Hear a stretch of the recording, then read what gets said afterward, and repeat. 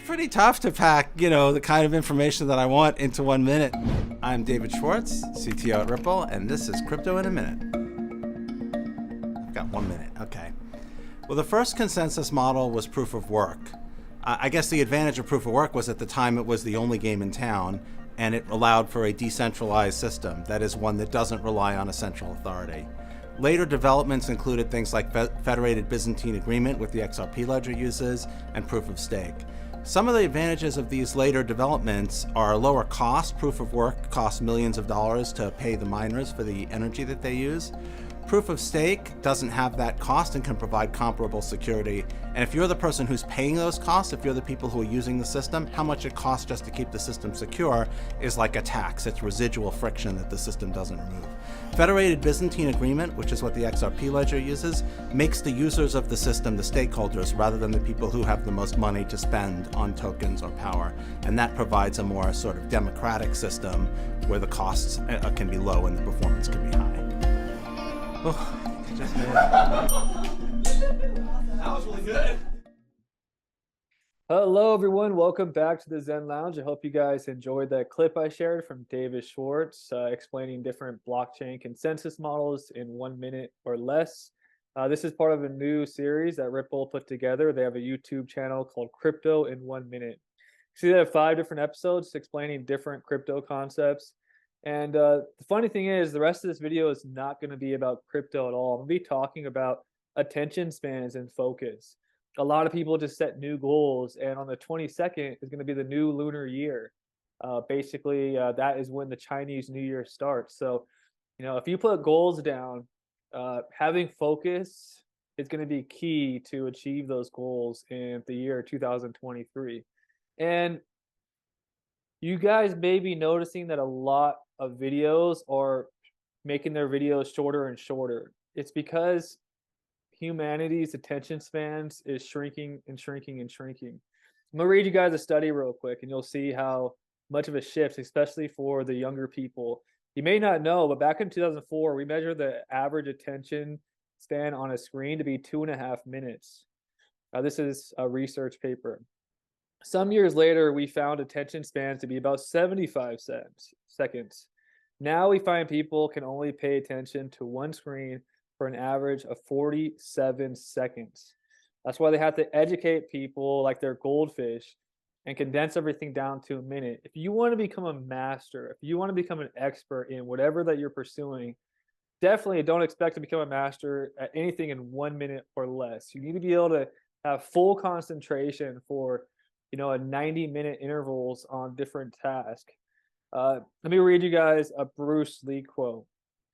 The successful warrior is the average man with laser-like focus.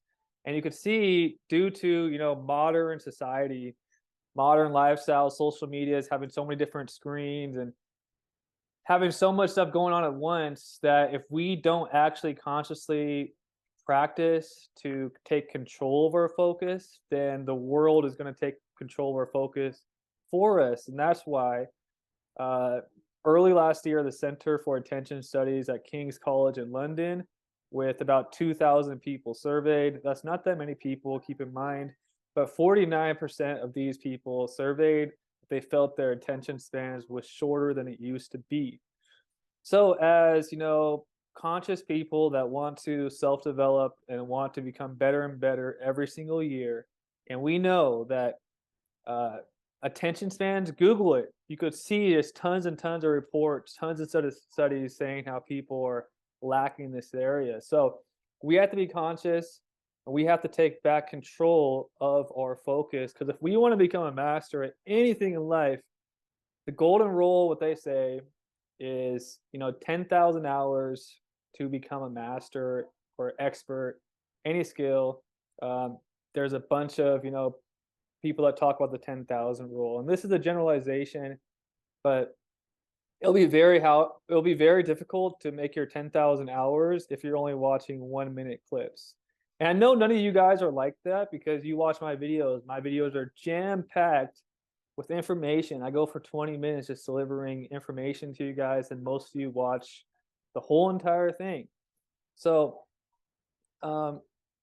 However, we could always develop and become better and better. So in this video, I have a few clips from a neuroscientist from Stanford named Andrew Huberman. He's an expert in the field on different little techniques that you guys could do to master your focus and attention span so you guys could accomplish all your goals with ease. So be honest, leave in the comment section. Have you noticed your attention span shrink the past 10 years? The good news is, once you acknowledge it and learn new skills, you could change, and it could become a strength if you practice. So this is just a quick little video about attention spans and how we can become better and better. Hope you guys are doing awesome. Enjoy the clips that I put together from Andrew Huberman, and he'll tell you a lot of practical things that you could do to increase your focus so you guys could crush all your 2023 goals. Peace. People struggling with that, what are some practical things that they can start to try to implement so that they can increase their ability to focus on single tasks at that moment in time? Yeah, well, the phone is definitely detrimental to this because you have so many contexts within your phone. I mean, your phone is showing you 50, with the equivalent of like 50 television shows in 10 seconds. So, flip, flip, flip, flip, flip. Maybe not 10 seconds, 20 seconds. But, the brain will follow the visual system in so many ways. So if you really want to enhance your ability to focus, put the phone away for 2 minutes, literally 2 minutes. Just put it across the room or in another room. Sit down, pick a point on the wall, and just try and relax, breathe however you want, while maintaining visual focus for 120 seconds on a location. You can blink if you want to. If you don't need to blink, don't blink, because actually every time you blink, you reset your time perception. Blinks are like a curtain in a play, or it's like a scene clapper for movies. But just sit there and try and extend the amount of time that you can focus. And again, you can blink. What you'll find is it's incredibly boring and agitating. Like most things you need to focus on and have a hard time focusing on.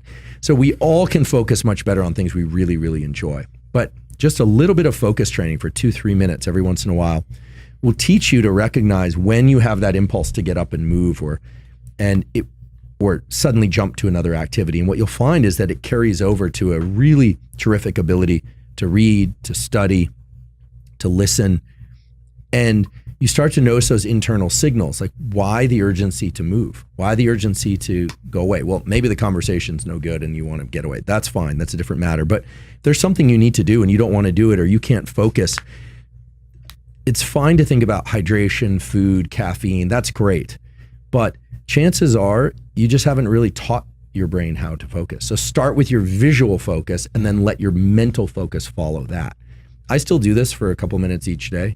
I'll go outside, I'll take a walk, which is no focus, everything just walking by. And then I'll finish by, instead of looking at my phone, I'll try and just pick a point. People probably think I'm pretty strange if they see me doing this. Just pick a point and look at that point for a short while. And then I'll just sort of notice, that was actually a lot harder than you might think. But I do believe that part of being a functional adult, being a high functioning person in any domain of life, is being able to control your impulses to do something different. Those of you that have a hard time obtaining focus for sake of work, or focus for sake of anything, I should say, and when you are able to achieve focus, it's through the use of things like stimulants, or you feel like you have to have a cold shower or ice bath, or you have to have 4 espresso in order to be alert, but then you're too alert, you're jittery, you can't focus. There's a really cool way that you can explore the chemistry of your breathing and your bloodstream and the way that your brain works in ways that can really benefit your health. And it works the following way. You want to essentially sit or lie down, doesn't really matter. You definitely don't want to be anywhere near water. And what you want to do in this case is you're going to breathe in deep, so that's going to increase your heart rate, and then exhale passively by just letting air fall out of your mouth. So it would look something like this. So it's you breathe in vigorously and then you let the air just fall out of your mouth. When you do that, what you're essentially doing is you're bringing in a lot of oxygen through that deep breath and you're exhaling a little bit of that carbon dioxide. But if you were to repeat it 25 times, maybe 30 times, doesn't matter if it's 25 or 30, somewhere in there, you would essentially start bringing in a lot of oxygen and blowing off or exhaling a lot of carbon dioxide. So you're actually going to change the chemistry of your internal internal landscape, and you can then sense it. You can interocept what that is like. And there are some really interesting reasons for wanting to do that.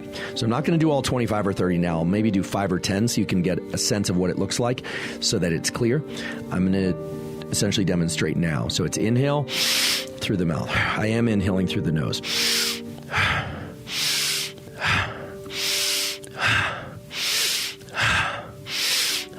So it's essentially, a 2 second or so inhale and then a 1 second or so exhale. And as I was doing that, I can kind of feel my face get flush and my body is heating up and my brain is heating up. What's happening there? Well, that pattern of breathing is increasing levels of adrenaline in my brain and body, and I'm getting more alert. Then after 25 or 30 of those, you exhale all your air. You dump all your air. You can do that with your nose or your mouth. And then you hold your breath with your lungs empty for about 15 to 30 seconds. A very interesting exploration of how you can shift the chemistry of your bloodstream by modulating your air, by modulating the mechanics of your diaphragm and lungs, and thereby shift the way your mind works, your brain. And in fact, what you'll notice is that even though during that 25 or 30 breaths, you'll feel very alert, when you exhale all your air and you're in the breath hold, you will feel very alert, but very, very calm. Now, this is interesting because it's a state that we all sort of want to achieve, alert but calm, but have a hard time achieving. And so for those of you that have a hard time obtaining focus for sake of work, or focus for sake of anything, I should say, and when you are able to achieve focus, it's through the use of things like stimulants, or you feel like you have to have a cold shower or ice bath, or you have to have 4 espresso in order to be alert. But then you're too alert, you're jittery, you can't focus. This pattern of breathing can lend itself very well to entering states of alert but calm for the 10 or even 20 minutes that follow that breathing. When our eyes are directed upward, literally when our eyelids are open, no surprise there, and when our eyes are directed upward, it creates a state of heightened alertness. And this has a relationship to the brainstem neurons that create alertness and their control over the muscles of the eye and, believe it or not, the eyelids. Now, it's not the case that if you are absolutely exhausted and you need to feel more alert, that looking upward is going to make you feel wide awake, although it will help support your levels of alertness. The point here is that you can optimize your workstation in a physical way that leverages this aspect of the visual system and your level of alertness. Since most of us want to be awake while we're working, try and position your screen or your tablet, whatever device you happen to be working on, at least at eye level and ideally slightly higher. Now, if you think about it, most people are not doing this. Most people are looking down at their computer or tablet or are angling their eyes at their screen at about 30 degrees. That is not going to support heightened states of alertness and optimal attention. In fact, the opposite relationship between eye position and alertness is also true. When we look down, when our eyelids are slightly closed, it tends to decrease our levels of alertness and increase our levels of sleepiness. I really want to emphasize this, that there's a bidirectional or reciprocal relationship between the brainstem areas that control alertness and the eyes, meaning how alert you are controls how open or closed your eyes are. No surprise there. But also that how open and upward directed your eyes are will increase your levels of alertness. And if your eyes are pointed downward and your eyelids are hooded, like they're slowly closing, like Costello's always are, you'll feel more sleepy, especially if you're somebody who tends to have that mid-morning sleepiness or mid-morning crash. I would do a 90-minute bout of work. Now, why 90 minutes? Well, the brain is going through these 90-minute so-called ultradian cycles throughout the entire day and night. Every 90 minutes, we shift over from being very alert to being less alert and then back to alert again. Here's how it works. At the start of one of these 90-minute ultradian cycles, my brain is not quite engaged in whatever it is I'm trying to do. Now, oftentimes, I have things jumping into my mind. I've got distractions, etc. I'll talk about how to deal with those distractions in a moment. But I set a timer for 90 minutes, and I try and get a strong bout of work done inside of that 90 minutes with the full understanding that the entire 90 minutes is not going to be uniform in terms of my ability to focus. There will be kind of peaks and valleys within that, but that 90 minutes is about what the brain can handle in terms of a dedicated effort for high degree of focus. Here's an interesting little tip that's grounded in physiology. You have a direct neural connection from your blood bladder to your brainstem areas that increase alertness. This is why when you have to go to the bathroom, when you have to urinate, it is extremely agitating, right? It can be very, very agitating. I'm not encouraging you to get so agitated by filling your bladder so much and resisting going to the bathroom that you are uncomfortable and can't focus. But I generally will just drink liquids and work away, and I won't walk away to go use the bathroom unless I absolutely have to. In addition, I use low-level white noise. This is something that is supported by quality peer-reviewed data. It turns out that white noise, which is essentially all frequencies of sound, or all frequencies of sound that we can perceive, mixed up kind of randomly, there's no structure to it, turned on at a low volume, not with headphones most of the time, puts the brain into a state that's optimal for learning and workflow. And I covered 2 papers during that episode, one that showed that indeed, brain areas involved in attention, brain areas involved in focus and cognition and memory, those are engaged to a greater degree when there is low levels of white noise playing in the background.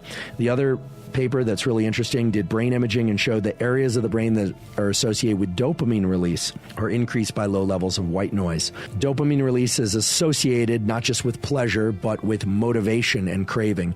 So everything about this 90-minute block, from the low levels of white noise to the position of my computer, how I'm standing and where my eyes are positioned, is geared towards putting me in this tunnel of work. And I have to say that while it can be a challenge to try and achieve this state and this tunnel of work, some days you start to get kind of addicted to it. It feels really good. It's like a workout for the mind. And it is something that as you exit that 90 minutes, you really feel like you've accomplished a lot, because often you have. And it just feels deeply satisfying.